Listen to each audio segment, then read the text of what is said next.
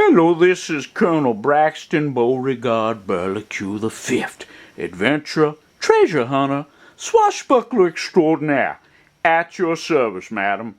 Well, tonight's topic is going to be something a little different, although it's getting more toward the sort of thing I established this channel for, and, well, that's, to offer some advice and help to my viewers. And tonight I actually received a real request from one of my real viewers, but it is a boy.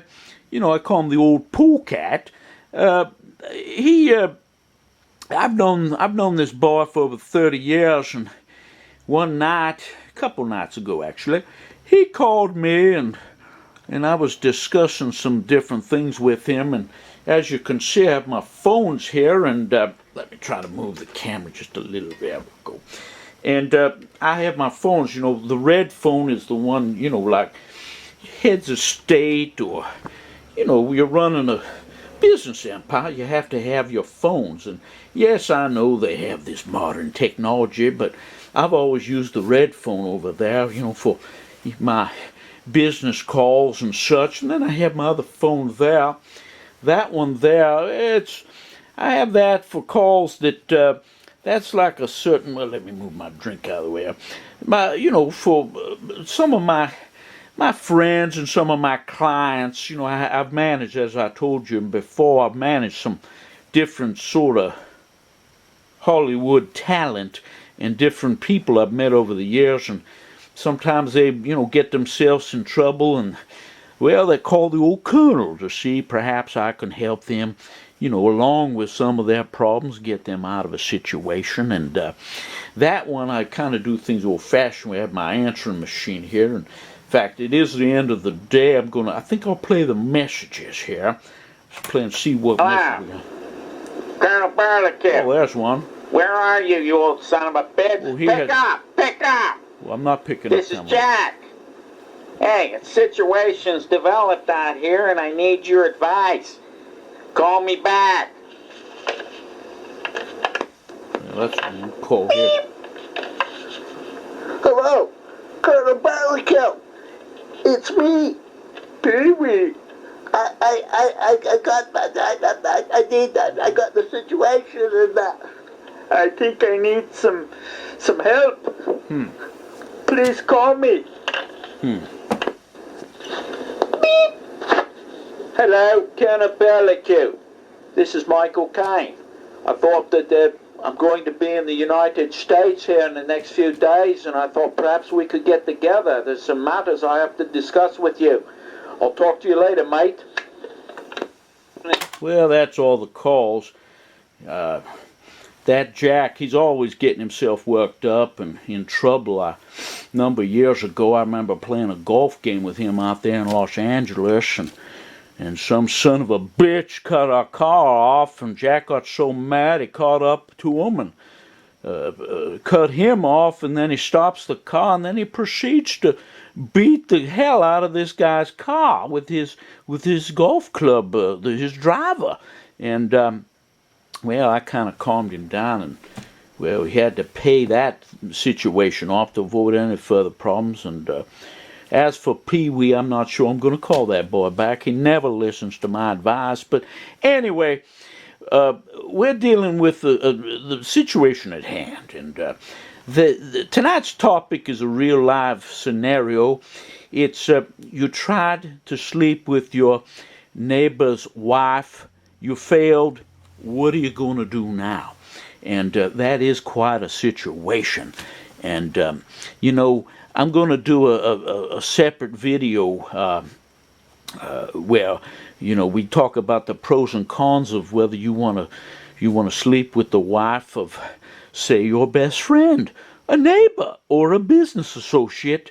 What the fallout could be, and what maybe at least the short-term advantages of the situation would be. But that's for another time. We're here dealing with a situation. I promised this boy that I would do a video and try to answer his question. And well, I'll lay out the facts for you.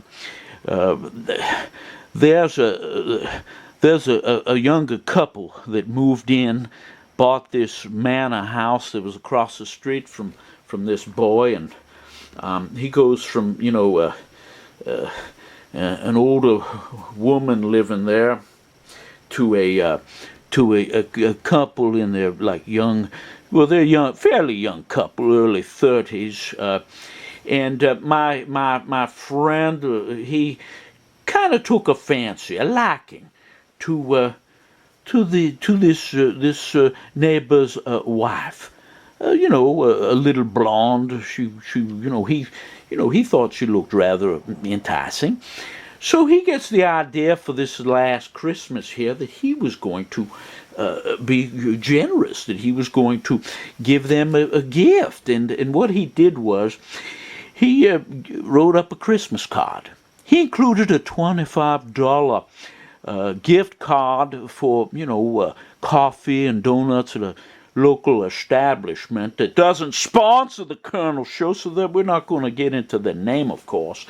So he gets that card, he puts it in his Christmas card, and then what he does is it gets toward Christmas, like, I don't know, a day before, 2 days before, he goes across the street and he notices a bunch of packages that have been delivered that are sitting on the front stoop of this house, and he lays his card on top of those packages, and then he gets like 4 of these large dark chocolate bars, you know, the big ones, you know, and then he has a big peanut butter cup that he puts on top of the whole shebang. And then what he does is, you know, he leaves and he thinks, oh boy, this is great, you know. And what happened was, much to my dismay when I heard this, is instead of addressing the card to Mr. and Mrs. So-and-so, he just addresses it to the neighbor's wife. He puts her name on, he writes her first name inside the card, that the card, you know, is to her. And you know, leaves the husband out. Well, what do you think's going to happen? The husband, of course, you know, he's going to realize that this is a very clear evidence that this man is trying to sleep with his wife. Oh, granted, it's not like he exposed himself or anything, but, you know, he addresses a card to the man's wife. Now, the fallout so far from that is, the other day, this boy, he didn't hear anything. He heard nothing from the wife, nothing from the husband. He heard nothing. And he goes out, you know, there was a large snowstorm that has hit the United States, and this boy was caught in it. And he's out shoveling snow, and just happens the neighbor's there, the husband, he's out, and he's ignoring this boy. And this boy speaks up, and he says, well, did you get my gift card? And his, you know, this gentleman, he indicated that yes, he did, and that he thanked him for it, and that was basically the end of the conversation. And you know, my friend was rather chagrined, like, well, wasn't very grateful, you know, he didn't say anything, the wife didn't say anything, and you know, he didn't want to talk. And I said, well, why would he want to talk? You were trying to sleep with his wife. Why would you address a card strictly to his wife and not include the husband in your gift? I mean, it's a very clear intention there. And then on top of that, well, a little background though, I'm getting ahead of myself, is that the scenario is that the husband, the neighbor husband of this woman, he works out of town during the week, and he comes back in during the weekends. He's out of state, in fact. And my friend, I think what he was trying to do was to cultivate the wife, so perhaps she would join him in his jacuzzi over there, and the neighbor husband, well, he would be maybe none the wiser. That would have been the ultimate. Okay, I'm having a problem here with the camera. The batteries, they're not holding up. But anyway, as I was saying, the boy, he drops this card off a day or two before Christmas, when he knew damn well that the husband, well, that he was in town, and that he could very well intercept the card. And I don't know whether the husband picked the card up or the wife, but the bottom line is this. Now, if he had delivered that, say, a week prior and she had gotten it, he might have had an outside chance that perhaps if she were interested in any sort of liaison with him, or at least to talk to him, that she would have, called him during that time, because she wouldn't have had hubby, breathing down her neck. But no, he chose not to do that. And so what ended up was that, long story short, he didn't hear anything until he got the very cold shoulder from the husband. But, even if, say, the outside chance that she would have picked the card up, maybe she would have called. I doubt it, though. But let's say, that in this case, say she had picked the card up herself. Well, I think what likely might have happened is that she told her husband, and that they both, neither one was happy about it. And that's a very dangerous thing that he did. And this boy, he should know better. He thinks, he's walking around over there with his jacuzzi, and he's walking around wearing his silk robe, that perhaps he could have enticed this woman over there to join him for some of his festivities. But it turned out that he was wrong, that either the husband intercepted it or she wasn't interested. But now the question is this: what's he gonna do? He's rather embarrassed now, and his options are this. He could perhaps, and I wouldn't recommend this, make another gesture to her, perhaps, try to take her aside during the week, knock on the door wearing his robe, and talk to her.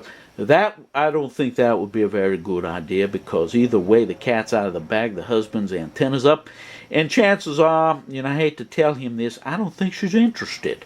And if he does that, well, that is going to get back to the husband. He's going to be even more mad, perhaps, instead of just, giving him the cold shoulder, he might give him the bloody nose. He might threaten him or assault him. And, that's just a very bad situation, especially when you're living right across the street from these people. And it's not something I'd recommend that you want to get involved with. And, it's a very dangerous type of situation. And I wouldn't advise you do that. I think really the only real course of action the boy's going to have is he's just going to have to forget about it. He's just going to have to pretend it didn't happen, at least act that way. And, and no more gifts. No more gifts. Take the money, and I guess what he'll have to do is he'll have to go back to the escorts and the massage parlors, and forget about, the neighbor lady, that perhaps something he could get going. And it would be, a lot of fun if he had prevailed and succeeded, but a lot of dangers in that situation we'll talk about in another video. But I think he should do is just, you can be polite like the husband was, and say hello, kind of nod to him, and the lady, his wife, you could do the same. But I think you better, it's a no trespassing sign over there, son, and I think you just better stay out of there and not do anything more. I think it would just aggravate the situation, might result in some further, more serious problems. And that's one you're going to have to write off. And if you're going to watch these videos, you're going to find in life, you've heard the old saying, throwing good money after bad. Well, that's exactly what this is, son. You have to look at it as sort of an investment type situation. It didn't pay off. It was a bad investment. Granted, no matter how foolhardy his attempt was, it was commendable in that he took the initiative, although he did it completely wrong. I would have at least addressed it to both. So if frankly speaking, the shit hit the fan, that nothing could be said that he made an untoward advance toward this man's wife, because the card and the gift were addressed to both of them. And if he had done it that way, he would have had the full benefit of his gift.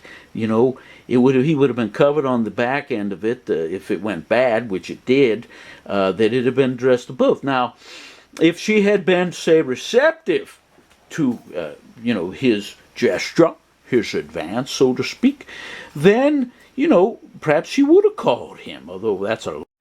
Whew, can you believe it? The second set of batteries went. Anyway, on the camera. That girl, she did not look after things here. She didn't look after things. But anyway, getting back to this video, as I was saying, if he had put both names on the card, I think the idea was a bad one to begin with. But say that if he was going to do it, he should have put both names on, because he would have been covered. And if she had... if she had been receptive, she might have, waved and engaged him in a little conversation. And if she didn't suspect what his intentions were, it would have at least given him the opening that he could have begun a conversation with the gal, and perhaps one thing would have led to another. But, now that's all pure speculation, because he has, as they say, queered his pitch by putting her name only on there. Now he's not only ruined his chances, he's sort of embarrassed himself. Although there's no shame in your motive, son, although, that does violate the 10 Commandments. And, well, the Colonel has kind of, skirted things. And this is not a theological lesson, of course, but you have to think, boy, if not on theological grounds, you're going to have to think of practical grounds of what would the fallout be in something like this. And I think about stuff like this, and I'm over the years I've run into situations where I've had opportunities, but you got to be very careful. So in this one, son, to sum and substance, if the pitch goes bad, don't throw good money after bad. You're just going to have to cut your losses like a business investment. You have your stop loss order, like a stock transaction. I've lost enough money and I'm going to just get out. And you look for other investment opportunities, for your more amorous type adventures, situations that you're interested in. And that's the Colonel's advice in this situation. And as you heard, I've got a couple other people I have to talk to and give some advice, and perhaps I'll talk to them, and with their permission I'll talk about maybe their situations. But this is Colonel Braxton Beauregard Burlingame the Fifth, adventurer, treasure hunter, swashbuckler extraordinaire. At your service, madam. Signing off. I'm going to finish my nightcap. I'm going to perhaps read some of my correspondences and perhaps a book. And I'll see you all next time. Goodbye.